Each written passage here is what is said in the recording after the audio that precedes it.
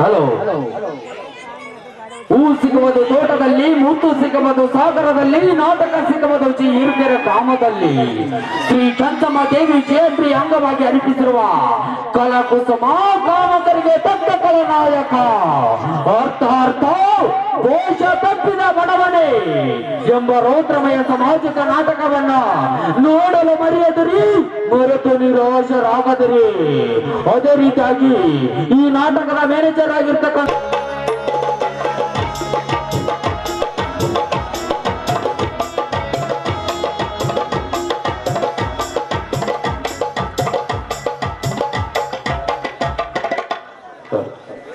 ಈ ನೆಲದ ಅಧಿದೇವತೆ ಅಖಿಲಾಂಡ ಕೋಟಿ ಬ್ರಹ್ಮಾಂಡ ನಾಯಕ ಜಗದಾದಿ ಜಗದ್ಗುರು ಲಕ್ಷ್ಮೀ ರಂಗನಾಥ ಸ್ವಾಮಿಯ ಅಡಿದಾವರಗಳಿಗೆ ಅನಂತ ಕೋಟಿ ಪ್ರಣಾಮಗಳನ್ನು ಸಮರ್ಪಿಸುತ್ತಾ ಈ ಜಾತ್ರೆಯ ಕಾರಣಕರ್ತಗಳಾದಂತ ಮಾತೆ ಶ್ರೀ ಕೆಂಚಮ್ಮ ದೇವಿಯ ಅಡಿದಾವರಗಳಿಗೆ ಸಾಷ್ಟಾಂಗಗಳನ್ನ ಸಮರ್ಪಿಸುತ್ತಾ ಕೊತ್ತದೊಡ್ಡಿ ಇವರು ಈ ಪೂಜಾರಿ ಸಹ ಈ ಕಾರ್ಯಕ್ರಮದ ದಿವ್ಯ ಸಾನ್ನಿಧ್ಯವನ್ನು ವಹಿಸಿಕೊಂಡು ಕಾರ್ಯಕ್ರಮವನ್ನು ನೆರವೇರಿಸಿಕೊಡ್ಬೇಕಂತ ಅವರಲ್ಲಿ ಕೇಳಿಕೊಳ್ಳುತ್ತಾ ಈ ಕಾರ್ಯಕ್ರಮಕ್ಕೆ ಸ್ವಾಗತವನ್ನು ಕೋರ್ತೇನೆ. ಹಾಗೆ ಲಕ್ಷ್ಮಣ ಪೂಜಾರಿ ಈ ಪೂಜಾರಿ ಸಹ ಈ ಕಾರ್ಯಕ್ರಮದ ದಿವ್ಯ ಸಾನ್ನಿಧ್ಯವನ್ನು ವಹಿಸಿಕೊಂಡು ಕಾರ್ಯಕ್ರಮವನ್ನ ನೆರವೇರಿಸಿಕೊಡ್ಬೇಕಂತ ಹಾಗೆ ಈ ಕಾರ್ಯಕ್ರಮಕ್ಕೆ ಅವರನ್ನ ಆರ್ಥಿಕವಾಗಿ ಸ್ವಾಗತ ಕೋರುತ್ತೇನೆ. ಹಾಗೆ ಈ ಕಾರ್ಯಕ್ರಮಕ್ಕೆ ಜ್ಯೋತಿ ಬೆಳಗಿಸಲು ಆಗಮಿಸಿರುವಂತ ಶ್ರೀ ಲಕ್ಷ್ಮೀ ರಂಗನಾಥ ದೇವಸ್ಥಾನದ ಪಂಚ ಅರ್ಚಕರನ್ನು ಸಹ ಈ ಕಾರ್ಯಕ್ರಮಕ್ಕೆ ಸ್ವಾಗತವನ್ನ ಕೋರುತ್ತಾ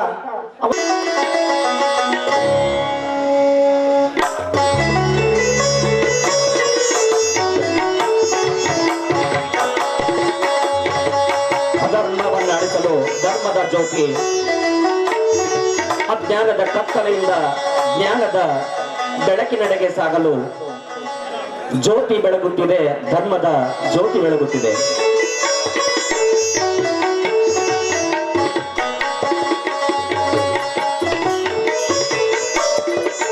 ಧರ್ಮದ ಜ್ಯೋತಿ ಬೆಳಗುತ್ತಿದೆ. ಅಸತೋಮಂ ಸದ್ಗಮಯ ಸಮತೋಮಂ ಜ್ಯೋತಿರ್ಗಮಯ. ಅಧರ್ಮದಿಂದ ಧರ್ಮದೆಡೆಗೆ, ಕತ್ತಲೆಯಿಂದ ಬೆಳಕಿನೆಡೆಗೆ, ಅಜ್ಞಾನದಿಂದ ಜ್ಞಾನದೆಡೆಗೆ ನಡೆಯಲು ಈ ಜ್ಯೋತಿ, ಧರ್ಮದ ಜ್ಯೋತಿ ಬೆಳಗುತ್ತಿದೆ.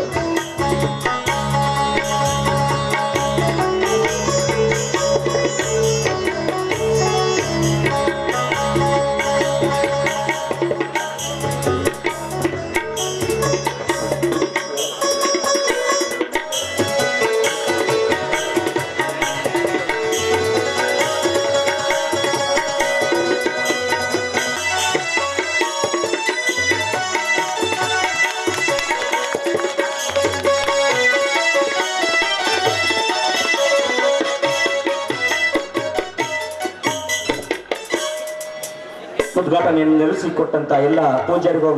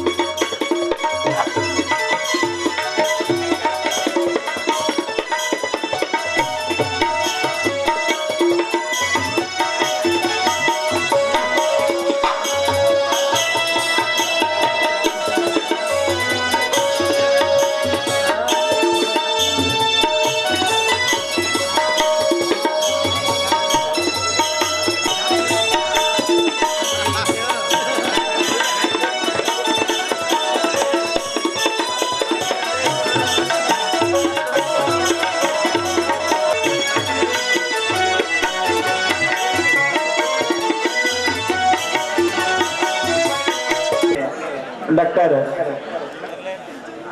ತಿಮ್ಮನಗೌಡ ಶಾಖೆ ಅವರಿಂದ ಶಾಲು ಸನ್ಮಾನ. ಶಾಖೆ ಇವರಿಂದ ಶಾಲು ಸನ್ಮಾನ.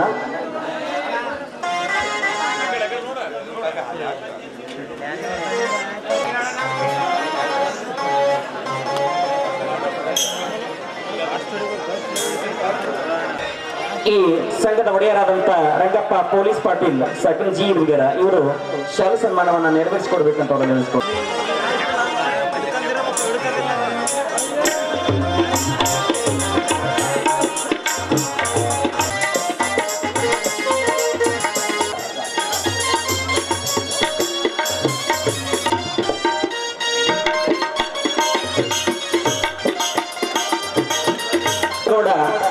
ಶಾಖೆ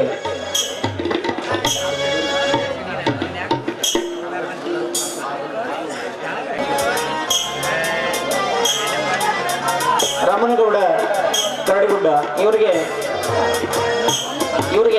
ತಿಮ್ಮನಗೌಡ ಶಾಖೆ. ಹಾಗೆ ಅಂಬರೀಶ್ ಬುದ್ದಿನಿ ಇವರಿಗೆ ತಿಮ್ಮನಗೌಡ ಶಾಖೆ ಇವರಿಂದ ಶಾಲು ಸನ್ಮಾನ. ಹಾಗೆ ಎಂಕಣ್ಣ ಕುಕ್ಕಲ್ ಗ್ರಾಮ ಪಂಚಾಯಿತಿ ಸದಸ್ಯರು ಇವರಿಗೂ ಸಹ ತಿಮ್ಮನಗೌಡ ಶಾಖೆ ಇವರಿಂದ ಶಾಲು ಸನ್ಮಾನ.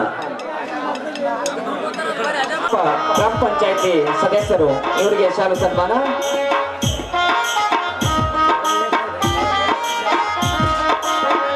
ಚಿಕ್ಕಪ್ಪ ಗ್ರಾಮ ಪಂಚಾಯಿತಿ ಸದಸ್ಯರು ಇವರಿಗೆ ಶಾಲು ಸನ್ಮಾನ. ತಂಡ ಗ್ರಾಮ ಪಂಚಾಯಿತಿ ಸದಸ್ಯರು ಇವರಿಗೂ ಸಹ ಶಾಲು ಸನ್ಮಾನ. ರಾಜು ಎಚ್ಎನ್ ತಂಡ ಇವರಿಗೂ ಶಾಲು ಸನ್ಮಾನ. ಪಂಚಾಯಿತಿ ಸದಸ್ಯರು ಪಕ್ಕದಡ್ಡಿ ಇವರಿಗೂ ಶಾಲು ಸನ್ಮಾನ.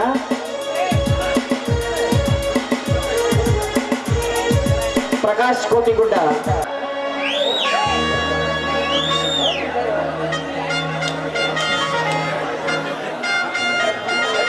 ಶಾಲು ಸನ್ಮಾನ.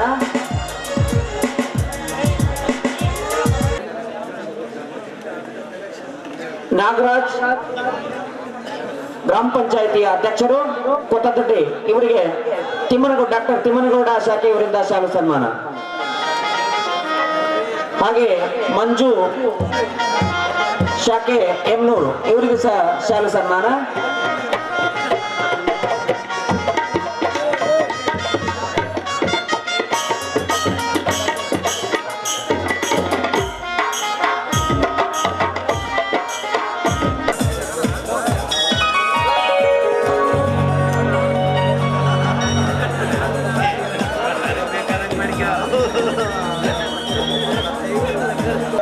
ಅನ್ನದಾತರೇ, ಕಲಾ ರಸಿಕರೇ ಮತ್ತು ಕಲಾ ಪ್ರೋತ್ಸಾಹಕರೇ ಮತ್ತು ವೇದಿಕೆ ಮೇಲೆ ಇರುವಂಥ ನನ್ನ ಕೆ ಇರಬ್ಗಿರ ಊರಿನ ಪ್ರಮುಖರೇ, ನಾನು 2 ನಿಮಿಷ ಅಂತ ರಿಕ್ವೆಸ್ಟ್ ಮಾಡ್ಕೊಂಡಿರೋದು. ನಿಮ್ಮ ಊರಿನಲ್ಲಿ ಬ್ಯಾಂಕ್ ಅನ್ನೋ ಒಂದು ಕೂಸನ್ನು ನಾವು ತಂದಿದ್ದೀವಿ. ಬ್ಯಾಂಕಲ್ಲಿ ಬಂದು ವ್ಯವಹಾರ ಮಾಡಿ. 2ನೇದಾಗಿ ಕೃಷಿ ಸಾಲವನ್ನು ಕೊಡೋಕ್ಕೆ ಆರಂಭ ಮಾಡ್ತಾ ಇದ್ದೀನಿ. ಬಂದು ಕೃಷಿ ಸಾಲವನ್ನು ತಗೊಳ್ಳಿ. ಜೊತೆಗೆ ಯಾರು ಕೃಷಿ ಸಾಲ ಮುಂಚೆ ತಗೊಂಡಿದ್ದಾರೋ ಆದಷ್ಟು ಅದು ರಿನ್ಯೂವಲ್ ಮಾಡಿ ಹೊಸ ಸಾಲ ಕೊಡಲಿಕ್ಕೆ ನಾನು ಬರ್ತೇನೆ. ಈ 2 ಕೆಲಸನ ನಾನು ಮಾಡಕ್ಕೆ ಶುರು ಮಾಡಿದ್ದೀನಿ. ನಾಳೆಯಿಂದನೇ ಅದು ಆರಂಭ ಮಾಡಿದ್ದೀನಿ. ಬಂದು ಬ್ಯಾಂಕ್ ಜೊತೆ ಸಹಕಾರ ಮಾಡಿ ಅಂತ ಹೇಳ್ತಿ ಇಲ್ಲಿರೋ ಎಲ್ಲ ಕಲಾವಿದರಿಗೆ ಶುಭ ಕೋರುತ್ತಾ, ನಮ್ಮ ಮುಂಭಾಗದಲ್ಲಿರುವಂಥ ಕಲಾ ರಸಿಕರು ನಿದ್ರೆಗೆ ಹೋಗದ ಹಾಗೆ ಅವರ ಕಣ್ಣುಗಳು ನಿಮ್ಮ ನಟನೆ ಮೇಲೆ ಇರಲಿ ಅಂತ ಆಶಿಸುತ್ತಾ ಕಲಾ ತಪಸ್ಸು ಎಲ್ಲರಿಗೂ ನಾನು ನಮಸ್ಕಾರ ಮಾಡ್ತೇನೆ. ಕುಂತ ಎಲ್ಲ ಗಣ್ಯ ವ್ಯಕ್ತಿಗಳಿಗೆ ನಾನು ಧನ್ಯವಾದಗಳನ್ನು ಸಲ್ಲಿಸ್ತೇನೆ. ಆದರೆ ಒಂದು ವಿಷಯ ನಾನು ಹೇಳ್ತೀನಿ, ನನಗೂ ಗೊತ್ತಿದೆ ಈ ನಾಟಕ ಎಂಬುದು ನಿಮಗೆ ಭಾಳ ಆತುರದಿಂದ ಇದ್ರಿ. ನಾವೇನ ಒಂದು 2 ನಿಮಿಷ ಮಾತಾಡೋದನ್ನು ನಿಮ್ಗೆಲ್ಲರಿಗೆ ಸಂಪೂರ್ಣ ಅವಕಾಶ ಮಾಡಿಕೊಡ್ತೀವಿ. ಈ ನಾಟಕನ ಯಶಸ್ವಿ ಆಗಿ ಮುಂದುವರಿಸಲು ನಿಮ್ಮಲ್ಲಿ ಕೋರ್ತೀನಿ.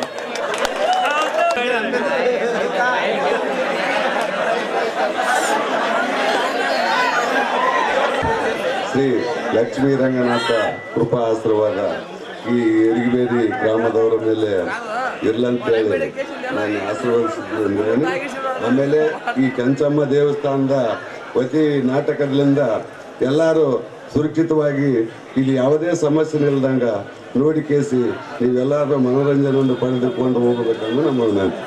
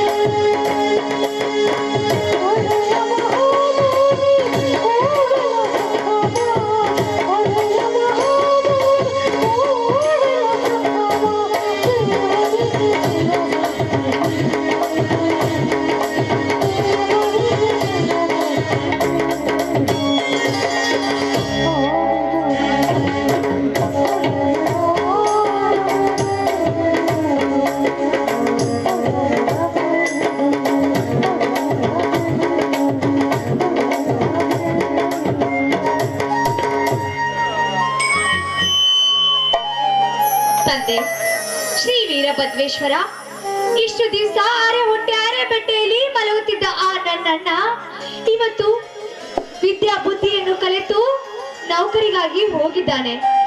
ಆ ನೌಕರಿ ನನ್ನಣ್ಣನಿಗೆ ಸಿಗುವಂತೆ ಕರುಣೆ ತೋರುತ್ತದೆ.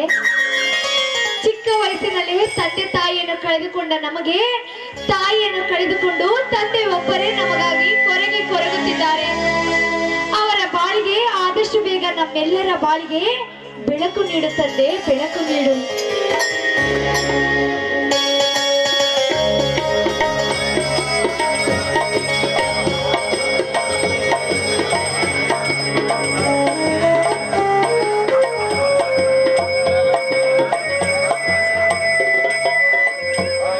ಮಗಳೇ, ದಿನನಿತ್ಯ ಪೂಜೆ ಪುನಸ್ಕಾರದೊಂದಿಗೆ ಹಾರತಿ ಹಚ್ಚಿ ಹಚ್ಚಿ ಮನೆಯ ಗೋಡೆಲ್ಲ ಕಪ್ಪಾದ ಕರುಣೆ ಬಾರದ ಮಾಯಿ ಕೊಲ್ಲು ಹೃದಯ ಕಟಕ ದೇವರೇ, ಇನ್ಯಾವ ಸಂತೋಷಕ್ಕಾಗಿ ಭಕ್ತಿಯಿಂದ ಪೂಜೆ ಮಾಡುತ್ತೀನಿ ಮಗಳೇ. ಅಪ್ಪ, ಕಷ್ಟಪಟ್ಟು ದುಡಿಯುವ ನಮ್ಮಂತವರಿಗೆ ಈ ಕರುಣಾಮೂರ್ತಿಯ ಕರ್ತವ್ಯ ಕಾಪಾಡುತ್ತಾನೆ ಎನ್ನುವುದು ನಂಬಿದ್ದೇನೆ. ನೋಡಿ, ಈ ಕರುಣಾಮೂರ್ತಿಯ ಬಗ್ಗೆ ಹೀಗೆಲ್ಲ ಮಾತನಾಡಬಾರದಪ್ಪ. ಬನ್ನಿ, ಪ್ರಸಾದ ತೆಗೆದುಕೊಳ್ಳಿ. ಗಂಗಾ, ಇದು ಪ್ರಸಾದವಲ್ಲಪ್ಪ. ದಿನನಿತ್ಯ ನನ್ನ ಹೊಟ್ಟೆ ಒಳಗೆ ದುಃಖದ ತಾವಾಗ್ನಿಯಿಂದ ಕಣ್ಣೀರು ಸುರಿಸುವ ಇದು ಕೆಟ್ಟ ವಿಷವಮ್ಮ. ಅಪ್ಪ, ಏನಾಗಿದೆ ನಿಮ್ಗೆ? ನಿಮ್ಮ ಬಾಯಿಂದ ಇಷ್ಟೊಂದು ಕಠೋರ ನುಡಿಗಳನ್ನಾಡುತ್ತಿದ್ದೀರಲ್ಲ.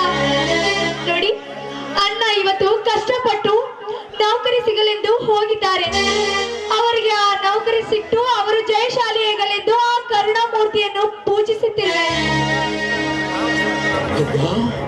ಏನು ಹೇಳುತ್ತೀರಿ ಅಮ್ಮ? ನಿನ್ನನ್ನಿಗೆ ನೌಕರಿ ಸಿಗುತ್ತದೆ ಹೇಳುವುದೇನೆ? ಹಾ ದೇವ, ಅಂತೂ ನನ್ನ ಮಗನ ಮೇಲೆ ಕರುಣೆ ತೋರಿದೆಯಲ್ಲ. ಮಗಳೇ, ಕೊಡಮ್ಮ ಪ್ರಸಾದವನ್ನು.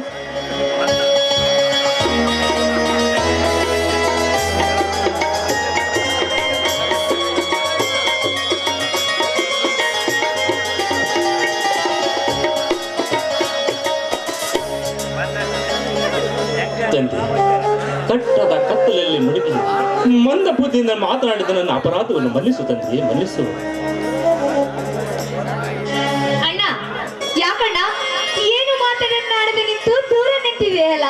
ಬಾ ಅಣ್ಣ, ತೆಗೆದುಕೋ ಪ್ರಸಾದವನ್ನು. ಗಂಗ, ನಿನ್ನ ಅಣ್ಣ ಸಂತೋಷದಿಂದ ಏನು ಮಾತನಾಡದೆ ಮೂಕನಾಗಿದ್ದಾನೆ. ಬಸವರಾಜ, ನಿನಗೆ ನೌಕರಿ ಸಿಕ್ಕಿದೆಯಲ್ಲಪ್ಪ, ಅದು ಯಾವುದಂತ ನಮಗೆ ಹೇಳಪ್ಪ, ಅದನ್ನು ಕೇಳಿ ನಾವು ಸಂತೋಷ ಪಡುತ್ತೇವೆ. ಸಂತೋಷ ಅಪ್ಪ, ಸಂತೋಷವೆಂಬ ಸಸಿಗಳು ನನ್ನ ಹೃದಯದಲ್ಲಿ ಬಾಡಿ ಬತ್ತಿ ಹೋಗಿವೆ. ದುಃಖವೆಂಬ ದಾವಾಗ್ನಿ ನಿನ್ನ ಕಂಠದಲ್ಲಿ ತೆಗೆದುಕೊಂಡಿದೆ. ನೀವು ಸಂತೋಷ ಪಡುವಂತ ನೌಕರಿ ಸಿಕ್ಕಿತ್ತಪ್ಪ. ಆದರೆ ಅಂದರೆ ಏನಪ್ಪ ಬಸವರಾಜ ನಿನ್ನ ಮಾತಿನ ಅರ್ಥ? ನಿನಗೆ ನೌಕರಿ ಸಿಗಲಿಲ್ಲವೇ? ನೌಕರಿ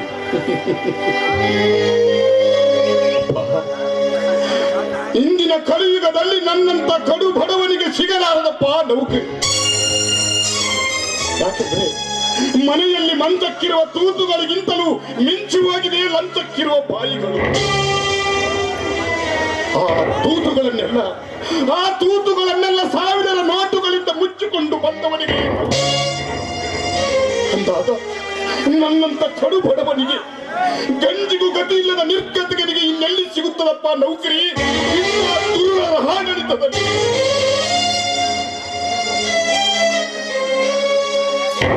ಲಂಚ ಕೊಡಬೇಕೆಂದು ಕೇಳಿದರೆ ಬಸವರಾಜ, ಎಷ್ಟು ಕೊಡಬೇಕೆಂದು ಕೇಳಿದ್ರಪ್ಪ? ಹೇಗಾದ್ರ ನೀನು ಎಷ್ಟು ಅಂತ ಕೇಳ್ತಾ ಇದ್ದೀಯಲ್ಲಪ್ಪ? ಅಪ್ಪ, 6 ಲಕ್ಷ ರೂಪಾಯಿಗಳು ಕೊಡಬೇಕಂತೆ. ಯಾವ ಮೂಲೆಯಿಂದ ತಂದು ಕೊಡ್ತೀಯಪ್ಪ ನೀನು? ಪ್ರಥಮವಾಗಿ ಆಫೀಸಿನ ಒಳಗೆ ಹೋಗಬೇಕಂದ್ರೆ ಗೇಟ್ ಕಾಯುವ ವಾಚ್ಮೆನ್ಗೆ ಲಂಚ, ಒಳಗೆ ಹೋಗಿ ಅರ್ಜಿ ಕೊಡಬೇಕಾದರೆ ಲಂಚ, ಒಂದು ಫಾರಂ ಪಡೆಯಬೇಕಾದರೆ ಲಂಚ, ಅದರ ಮೇಲೆ ಸಿಂಹ ಮುದ್ರಿತ ಒಡೆದಬೇಕಾದರೆ ಲಂಚ, ಕುಂತರೆ ಲಂಚ, ನಿಂತರೆ ಲಂಚ, ಮಾತಾಡಿದರೆ ಲಂಚ. ಒಟ್ಟಾರೆ ನಮ್ಮ ಭಾರತ ಸರ್ಕಾರವನ್ನು ಲಂಚವೆಂಬ ಮಂಚದ ಮೇಲೆ ಮಲಗಿಸಿ ಬಿಟ್ಟಿದ್ದಾರೆ ಇಂದಿನ ಪುಡಾರಿ ರಾಜಕೀಯದವರು.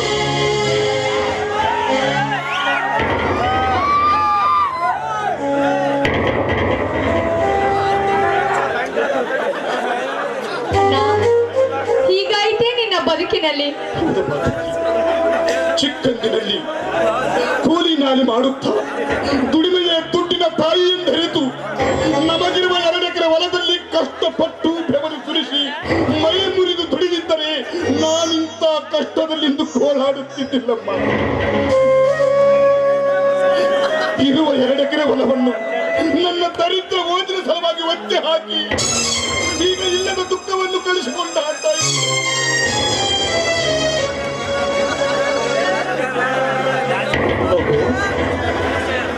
ಬದುಕು ಎನ್ನುವ 3 ಅಕ್ಷರದ ಶಬ್ದ ಬರಿಯ ಬಾಯಿಂದ ಹೇಳುವುದಕ್ಕೆ ಮಾತ್ರ ಸುಲಭವಾಗಿದೆ. ಆದರೆ ಅದನ್ನು ಸಾಗಿಸಬೇಕಾದರೆ ಬಲು ಕಠಿಣವಾಗಿದೆ.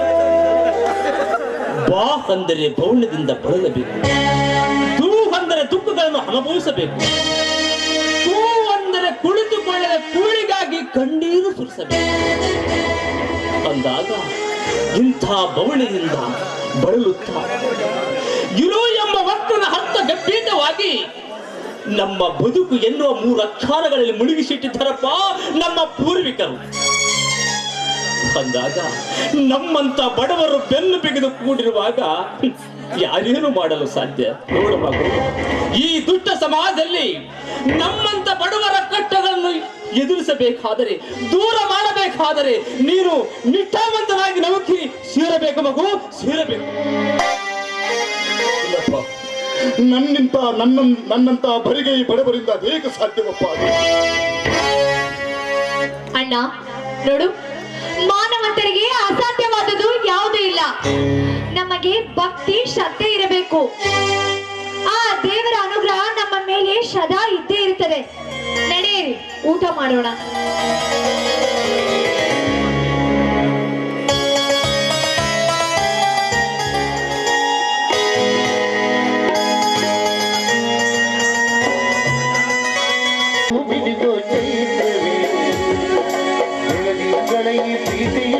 ಕರಗಲು ಸಾಧ್ಯವೇ ಮಾಮೂಲಿ ದಿನವೂ ನಿನಗೋ ಚೈತ್ರವೇ ದಿನಗಳ ಈ ಪ್ರೀತಿಯ ಕರಗಲು ಸಾಧ್ಯವೇ ವಿನಾಶವಿ ನೋಡಿದು ಇಲ್ಲಿ ಪ್ರೀತಿಯ ಸರಮಾನ ಪ್ರೀತಿಯ ಯಜಮಾನ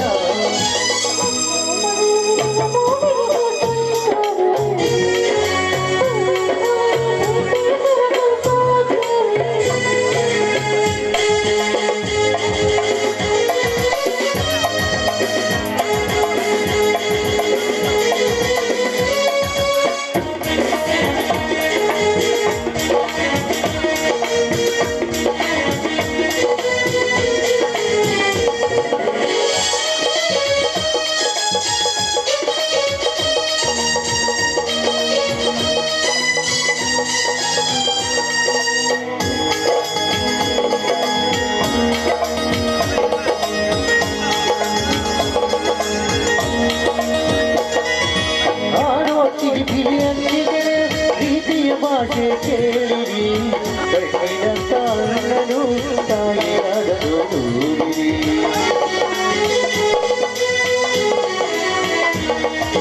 ಹೃದಯನು ಏರಿದನು ನಗುವಿನ ಮನವೇ ತುಂಬಿದೆ ಆಗಾಡು ಮನಸ್ಸಿಗೆ ಆಕಾಶವು ನೀನಾದೆ ಕೊನೆಯಾಗಲಿ ಕಣ್ಣಿನಾನೆಯಲ್ಲೇ ಹೃದಯ ತುಂಬದೆ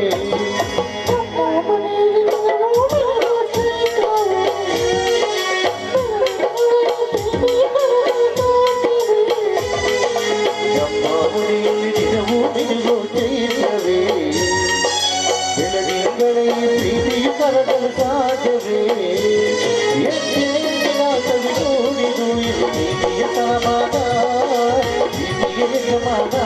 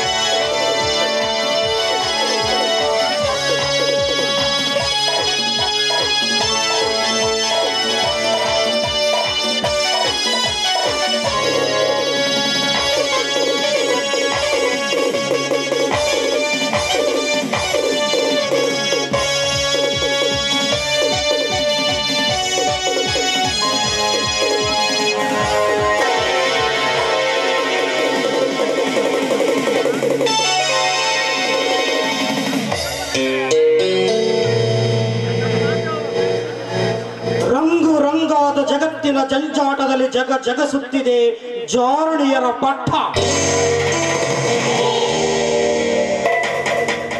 ಯೌವನ ತರುಣಿಯರನ್ನು ಹಿಡಿದು ಮುಪ್ಪಿನ ಮುದಿರಂಡೆಯರ ಮನದಾಳದಲ್ಲಿ ನಗ್ನವಾಗಿ ನಾಟ್ಯವಾಡುತ್ತಿದೆ ಸೂಳೆ ಎಂಬ ಸೋಗಿನ ಪಟ್ಟ.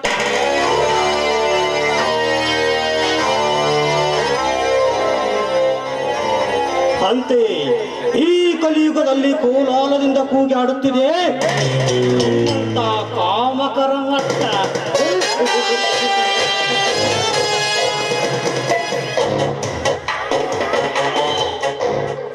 ಅದರಂತೆ ಅದೆಷ್ಟೋ ದುಂಡು ಮುಖದಿಂದ ನಕ್ಕು ನಲಿದಾಡುತ್ತಿರುವ ಆ ಬಸಲಿಂಗಪ್ಪನ ಮಗಳು ಗಂಗಿ ಗಂಗಿ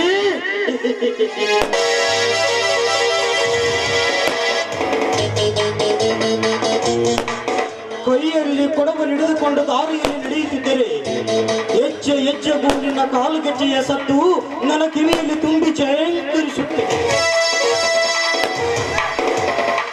ತಿಳುಪು ಬಣ್ಣ ಬಣ್ಣದ ಮೆತ್ತನೆಯ ಸೊಂಟದಲ್ಲಿ ಕೊಡವ ಹತ್ತಿಕೊಂಡು ನವಲಿನ ನಡಿಗೆಯಲ್ಲಿ ಅಂಬು ಡಂಪಾಗಿ ನಡೆಯುತ್ತಿದ್ದರೆ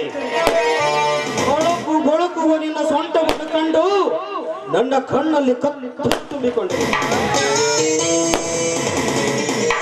ಹೆಚ್ಚೆಗೂ ನಿನ್ನ ಎದೆಯುಬ್ಬಿಗಳ ಏರಿಳಿತವು ಈ ಮನ್ಮಥನನ್ನ ಮರಳು ಮಾಡಿ ಕಲಿತಿದೆ ನಿನ್ನಂಗಾಂಗ ಸುಖ ಸಂಗ ಸವಿಯಲು.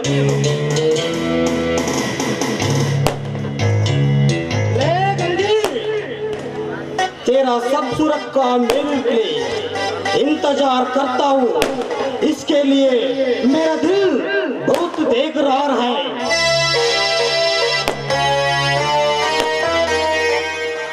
ಅಡಿಗಡಿಗೆಯು ನಿನ್ನ ನಡಿಗೆಯ ನೆನಪು ನೆತ್ತಿಗೇರಿ ನರ್ತನ ಗೈಯುತ್ತಿದೆ. ಇನ್ನೊಲಿಮೆಯ ಗುರಿಯನ್ನ ಸೆರೆ ಮಾಡಿಕೊಳ್ಳಲು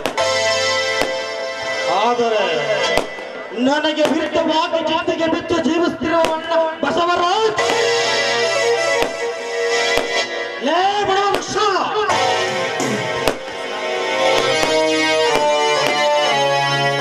ಅಲ್ಪ ಸ್ವಲ್ಪ ಕಲಿತದ ಬಿದ್ದದ ಅಹಂಕಾರದಿಂದ ಹತ್ತು ಮೀರಿ ಮಾತನಾಡಿದ ನಿನ್ನನ್ನು ಹೇಗಾದರೂ ಮಾಡಿ ಮೊದಲು ನನ್ನ ಅಂಕಿತದಲ್ಲಿಟ್ಟುಕೊಂಡು ನಂತರ ನಿನ್ನ ತಂಗಿಯ ಸುಂದರವಾದ ಸೀಲದ ಗಂಟನ್ನು ಬಿಚ್ಚಿ ಸವಿಯದೆ ಹೋದರೆ ನನ್ನ ಹೆಸರು ವೀರ ಪರಾಕ್ರಮಶಾಲಿ ಪ್ರತಾಪ್ ಸಿಂಗನೇ ಅಲ್ಲ.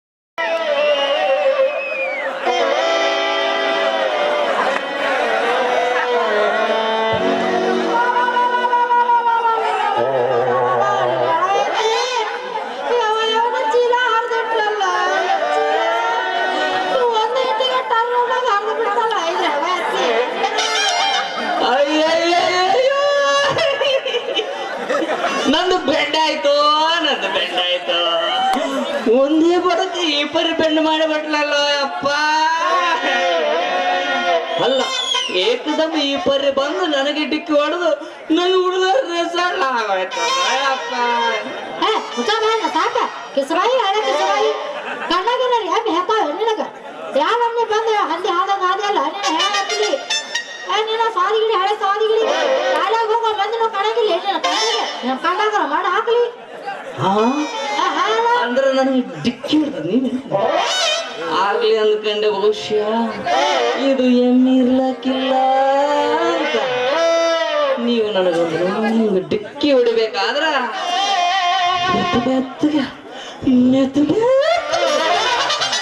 ಬಹುಶಃ ಆಗ್ಲಿ ಅಂದ್ಕೊಂಡಿದ್ದು ಎಮ್ಮೆ ಇರ್ಲಕ್ಕಿಲ್ಲ. ಅಲ್ರಿ ಮಂದಿ ತಿರುಗಾಡುವ ರಸ್ತೆದೊಳಗೆ ಬರ್ಲಾರ್ದೇನೋ ಮಂದಿ ತಿರುಗಾಡೋ ಬಟಾಳ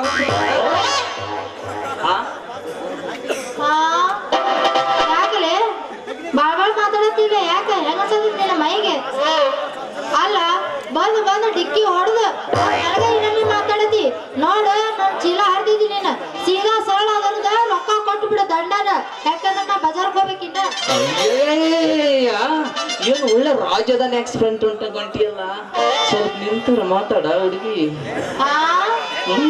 ಯಾಕೆ ಏನಿಂದ ನಾನು ಅಲ್ಲ ಯಾರು ಇರ್ಲಾರ್ದ ಈ ರಸ್ತೆದಾಗ ಒಬ್ಬಕ್ಕೆ ಹುಡುಗಿ ಸಿಕ್ಕಾಳಂತಂದ ಏನ ಹುಡುಗಿ ಅಂತೆಲ್ಲ ಯಾಕ ಮೈಯಾಗ ಹೆಂಗೈತ್ ನಿನಗ? ಅಲ್ಲ ಇವಳ ಹುಡುಗಿ ಹೆಸರು ಗೊತ್ತಿರ್ಲ ಗಂಡಿಗೇನು ಹುಡುಗಿ ಅನ್ಲಾರ್ದೆ ಮತ್ತೇನು ತೂತಿನ ಬೆಳಿಗ್ಗೆ ಯಾಕಂತ ಏನೋ ಹೊಟ್ಟಿಗೆ ತೂತಾಕಿನ ಮತ್ತೆ ನೋಡ ನಿಂದ ಬಾಳ ಆತ ಬಾಯಿ ನೆಟ್ಟಿಗೆ ಇಟ್ಕೊಂಡು ಮಾತಾಡೋದು ಕಲಿ ನೀನ ಏನ ನಿನಗ ಗೊತ್ತಿಲ್ಲ ನಾ ಯಾರ ಅನ್ನೋದು. ಯಾರು ಯಾರು ಅಂದೇನ ನೀ ಯಾರು? ಜಾರ್ಜ್ ಮಗಳ ಇಲ್ಲೂ ಬಿನ್ ಲಾಡನ್ ಮೊಮ್ಮಗಳ ನೋಡ ಅವರೆಲ್ಲ ಯಾವ ಪೋತ್ ರಾಜಗಳು ಅಂತ ನನಗಂತೂ ಮೊದ್ಲ ಗೊತ್ತಿಲ್ಲ. ಇನ್ನ ನನ್ನ ಚೀಲ ಹರಿದೆಯಲ್ಲ ನೀನ ಸೀದಾ ಸರಳ ಅದ್ರ ದಂಡ ಕೊಡ್ಬೇಕಷ್ಟ ಈಗ. ದಂಡ ಹೌದು ಎದಕ್ಕೆ? ಅದಕ್ಕ ನಾನು ಚೀಲ ಹೊರದಿವಿ ಅದನ್ನ 40 ರೂಪಾಯಿ ಆಗೈತಿ ಕೊಡೋದ್ರ ರೊಕ್ಕನ ಕೊಡಲ್ಲ ಅಂದ್ರೆ ಏನ್ ಮಾಡ್ಕೊಂತ ಹೋಗೆ ಪೊಲೀಸ್ ಕಂಪ್ಲೇಂಟ್ ಕೊಡ್ತೀನಿ ಹೋಗಿ. ಇಷ್ಟಕ್ಕೆ ಅಲ್ಲಿ ಮಟ್ಟ ಯಾಕೆ ಹೋಗ್ತೀರಿ? ಆಯ್ತು ನೀವು 40 ರೂಪಾಯಿ ತಗೊಳ್ರಿ, ತಗೊಂಡು ನೀವು ಹೊಸ ಚೀಲ ಖರೀದಿ ಮಾಡ್ಕೊಳ್ರಿ. ಏನಂತೀರಿ? ಹಂಗಾರೆ ನಿನ್ನ ಅಡ್ರೆಸ್ ಹೇಳು ಮೊದ್ಲು. ನನ್ನ ಅಡ್ರೆಸ್ ನಿಂದ? ನನ್ನ ಹೆಸರು ಗುರುಲಿಂಗ. ಇನ್ನು ಊರು ಉದ್ದನ ಕಂಬ, ತಾಲೂಕ ಕಪಗರ್ಕಿ, ಜಿಲ್ಲಾ 2 ಕಾಲ್. ಅವ ಕೈ ನಾವಲ್ಲೇ ಇದೆಂತ ಅಡ್ರೆಸ್ ಅಂತೀನಿ ನಾನು. ತಾಲೂಕ 2 ಕಾಲ, ಜಿಲ್ಲಾ ಅಂದ್ರ ಕಪ್ಪರ್ಕಿ ಊರ ಕಪ್ಪರ್ಕಿ ಊರ ಅಂತ. ಇನ್ನು ಊರ ಅಂದ್ರ ನಟ್ಟನ್ ಕಂಬ ಅಂತ. ಇದೆಂತ ಊರ ಹೆಸರು ಕಡೆ ಊರ ಅಂತಾರೆ ನಾವಲ್ಲ.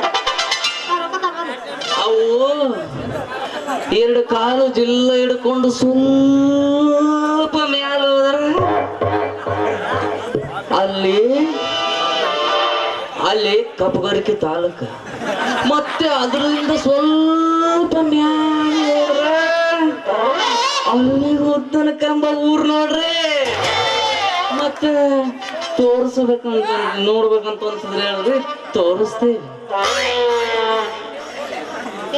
ಯಾಕಲಿ ಏನದು ತೋರ್ಸೋದು ಏನದು ನೋಡೋದು?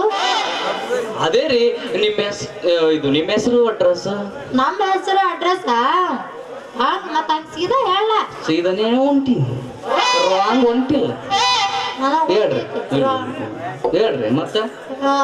ಆಯ್ತು ನಮ್ಮೂರ್ ಇದ ಅಲ್ಲ ಅಡ್ರೆಸ್ ಹೇಳ್ತೀನಿ ಕೇಳ್ರಿ. ಹಿಂಗ ಸೀದಾ ದಾರಿ ಹಿಡಿದೋದ ಮ್ಯಾಲ ಎಲ್ಲಿ ಮ್ಯಾಲಲ್ಲ ಅಲ್ಲಿ 2 ಗುಂಡನ ಮೆತ್ತನ ಒಂದು ಗುಂಡಕಲ್ಲು ಅಂತ ಬರ್ತಾವ.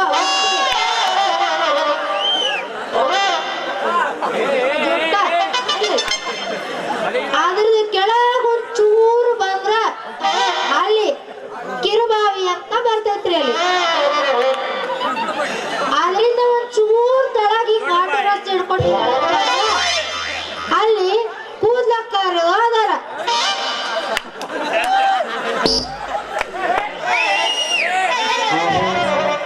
ಮತ್ತ ಏನಂತ ಕೇಳ್ಬೇಕ್ರಿ ಕೂದ್ಲಕ್ಕವ್ರನ್ನ?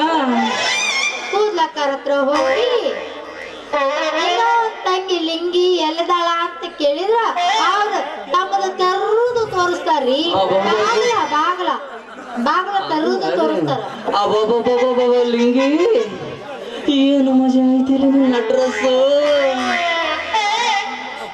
ಎರಡು ದುಂಡನು ಮೆತ್ತನ ಗುಂಡು ಹಿಡ್ಕೊಂಡ ಸ್ವಲ್ಪ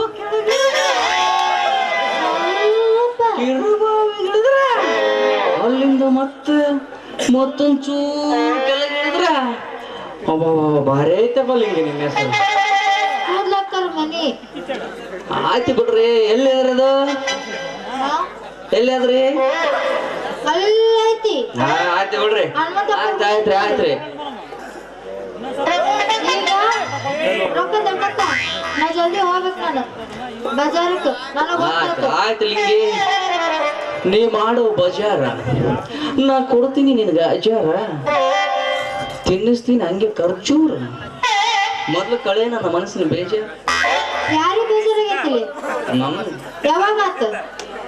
ಇವಾಗ ಹೆಂಗ ಆತು? ಬಿಟ್ಟು ಬಿಟ್ಟು ಎಲ್ಲದಕ್ಕೆ ಎದು ಕೊಟ್ಟಿ ನಾ ಹೋಗಿ ಹೋಗಿ ಹೋಗಿ.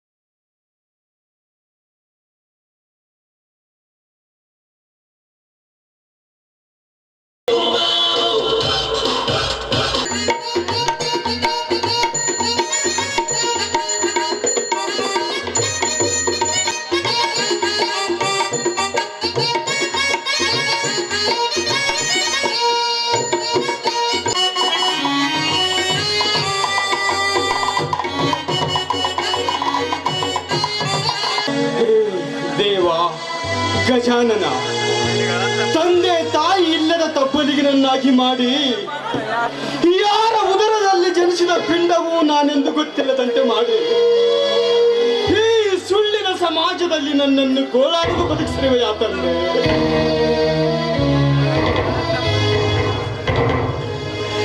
ಈ ಅತ್ತ ಮಾತಾಪಿತರ ಮುಖವನ್ನಾದರೂ ಕಂಡಿದ್ದರೆ ಅವರ ಮುಖ ನೋಟದ ನೆನಪಿನಲ್ಲಿ ಆದರೂ ಬೆಚ್ಚದಷ್ಟು ಕಷ್ಟವಿದ್ದರೂ ಅವರ ಆತ್ಮಕ್ಕೆ ಶಾಂತಿ ಸಿಗುವವರೆಗೂ ಹೋರಾಡುತ್ತಿದ್ದೇವೆ. ಆದರೆ ಅವರೇ ಇಲ್ಲ ಎಂದ ಮೇಲೆ ಈ ಜೀವ ಯಾತಕ್ಕಾಗಿ ಬದುಕಲಿ, ಯಾರಿಗಾಗಿ ಬದುಕಲಿ?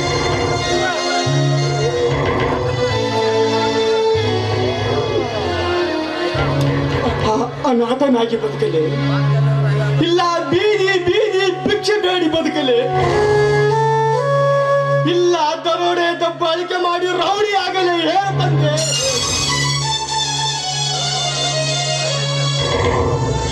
ಹೌದು, ಈ ಸಮಾಜದಲ್ಲಿ ಮಾನವತ್ವದಿಂದ ಬಾಳಬೇಕಾದರೆ ನನ್ನಂತ ನಿರ್ಗತಿಕನಿಂದ ಅದು ಸಾಧ್ಯವಿಲ್ಲವರೇ, ಸಾಧ್ಯವಿಲ್ಲ. ಈ ಹಾಳು ಮಾನವತ್ವವನ್ನು ನಂಬಿಕೊಂಡು ಇಂದಿಗೆ ಉಪವಾಸದಿಂದಿರಲು 3 ದಿನಗಳು ಗತಿಸುತ್ತಾ ಬಂದವು. ಈ ಉಪವಾಸದ ಹಸಿವಿನ ದಾಹವನ್ನು ಇಂಗಿಸಿಕೊಳ್ಳಲು ಆಸ್ತಿವಂತರ ಮನೆಯ ಬಾಗಿಲ ಮುಂದೆ ಈ ಬರಿದಾದ ಗೇಣು ಒಟ್ಟಿಗೆ ತುಳುಕು ರೊಟ್ಟಿಯನ್ನು ಅಂಗಲಾಚಿ ಬೇಡಿದರೆ ಅದಕ್ಕವರು ಅಪಹಾಸ್ಯದಿಂದ ನಕ್ಕು ಕತ್ತಿಗೆ ಕೈಕೊಟ್ಟು ದೂರ ತಳ್ಳಿದ ಈ ಕರ್ಮ ಕಲಿಯುಗದಲ್ಲಿ ಅದು ಹೇಗೆ ಮಾನವತ್ವದಿಂದ ಬಾಳಲು?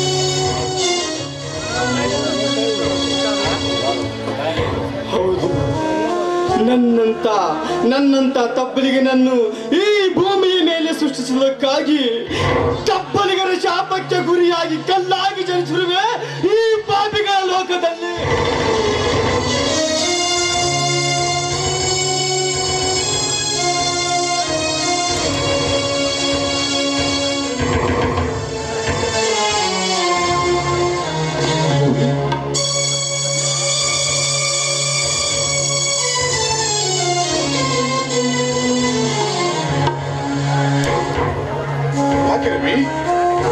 ರಸ್ತೆಯ ಬದಿಯಲ್ಲಿ ಮಲಗಿರಲಿಲ್ಲೋ?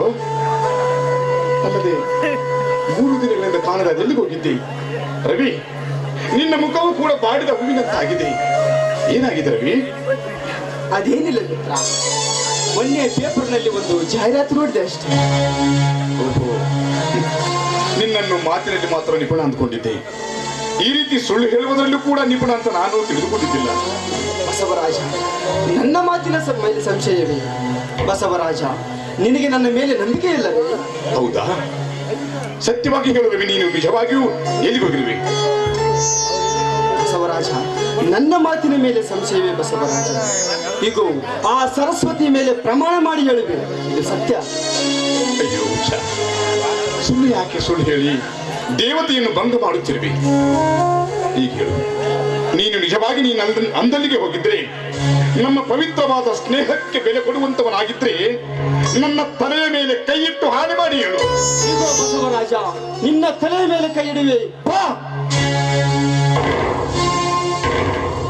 ಯಾಕೆ ರವಿ, ಯಾಕೆ ಹಿಂದಕ್ಕೆ ಸರಿದುಕೊಂಡೆ? ನೀನು ನಿಜವಾಗಿ ಹೋಗಿರುವೆ ತಾನೇ? ಮತ್ತೇಕೆ ಸಂಕೋಚ ಮಾಡು ನನ್ನ ತಲೆಯ ಮೇಲೆ ಹಾನಿ. ಇಲ್ಲ ಮಿತ್ರ, ನಾನು ಹೇಳಿದ್ದು ಸುಳ್ಳು ಮಿತ್ರ, ಸುಳ್ಳು. ನನ್ನನ್ನು ಕ್ಷಮಿಸು ಮಿತ್ರ, ನನ್ನನ್ನು ಕ್ಷಮಿಸು. ಅದೇಕೋ 3 ದಿನಗಳಿಂದ ನನ್ನ ಎತ್ತವರ ನೆನಪೇ ನನ್ನನ್ನು ಘೋರ ಚಿಂತೆಗೆ ಗುರಿ ಮಾಡಿದೆ ಬಸವರಾಜ. ಕಂಡವರೆಲ್ಲ ಇವನೊಬ್ಬ ಅನಾಥನೆಂದು ಚುಚ್ಚು ಮಾತುಗಳನ್ನಾಡುತ್ತಾ ಅಪಹಾಸ್ಯ ಮಾಡಿ ನಗುತ್ತಿರುವರು ಮಿತ್ರ, ನಗುತ್ತಿರುವರು. ರವಿ, ಪಾಪ, ಯಾರು ನಿನಗೆ ಹಾಗಂತವರು? ನೋಡು ರವಿ, ನಿನ್ನನ್ನು ಅನಾಥನೆಂದವರೆಲ್ಲರೂ ಮೂರ್ಖರು. ನಿನಗೆ ಯಾರು ಹಾಕಿಲ್ಲ? ನಾನಿಲ್ಲವೇ? ಮನೆಯಲ್ಲಿ ತಂದೆ ಇಲ್ಲವೇ? ತಂಗಿ ಇಲ್ಲವೇ? ನಾವೆಲ್ಲ ಇರುವಾಗ ನೀನೇಗೆ ಅನಾಥನಾಗಲು ಸಾಧ್ಯ? ಬಸವರಾಜ, ಮನೆಯಲ್ಲಿ ನೀನೊಬ್ಬನೇ 3 ಜನರ ಒಟ್ಟಿಗಾಗಿ ಅದ್ಯಾವ ಕಷ್ಟಪಡುತ್ತಿರುವೆಯೋ ಇವನು. ಬೇಡ ಬಸವರಾಜ, ರವಿ, ನನಗಿಂತ ಮಾತೇ ಆಗ್ಬರುವುದಿಲ್ಲ. ನಡಿ, ಮೊದಲು ಮನೆಗೆ ಹೋಗೋಣ, ಊಟ ಮಾಡಿದ ಮೇಲೆ ಮಾತಾಡೋಣ. ಈಗೇನು ನನ್ನ ಜೊತೆಗೆ ಬರುವೆಯೋ ಅಥವಾ ನಾನು ಕೂಡ ನಿನ್ನಾಗೆ ಉಪವಾಸವಿದೆ? ಹಾಗಾದ್ರೆ ಮರು ಮಾತಾಡದೆ ಬಾ ನನ್ನಿಂದ.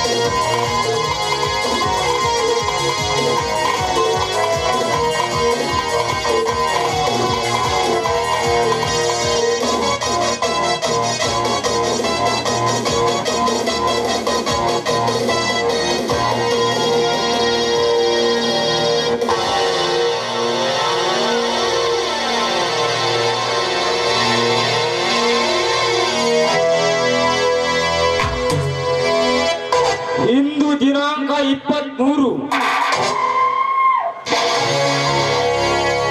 ಇದೇ ತಾರೀಕಿನಂದು ನನ್ನ ತಂದೆ ನರಳಿ ನರಕಯಾತನೆ ಅನುಭವಿಸುತ್ತ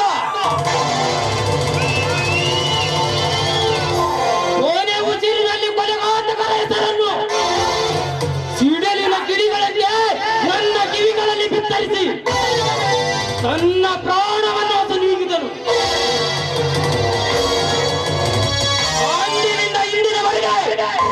ನನ್ನ ಎಲೆಯಲ್ಲಿ ದಗದಗನೆ ಮತ್ತು ಉರಿಯುತ್ತಿದೆ ಸೇಡೆಂಬ ಹಾಕಿ.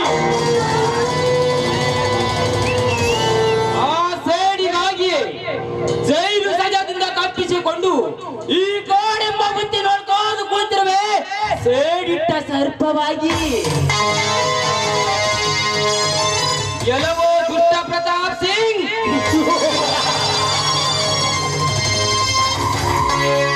ನೀನು ಆ ಸೇಡನ್ನು ಮರೆತು ಮಹಾರಾಜನಂತೆ ಮೆರೆಯುತ್ತಿರುವ ಎಲ್ಲ ಈ ಹಳ್ಳಿಯಲ್ಲಿ ನೋಡಿಕೋ ನನ್ನ ಪ್ರತಿಕಾರದ ಸೇಡು.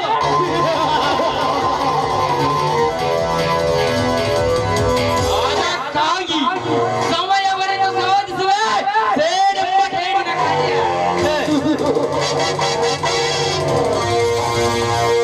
ಇಂದಿನಿಂದ ಉದ್ಭವಿಸುವುದು ನಿನ್ನ ವಂಶದಲ್ಲಿ ಪ್ರಳಯ.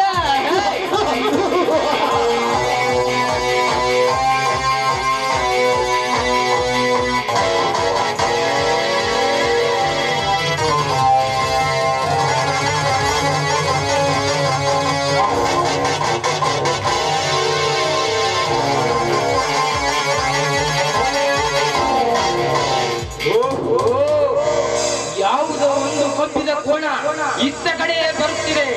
ಅವನ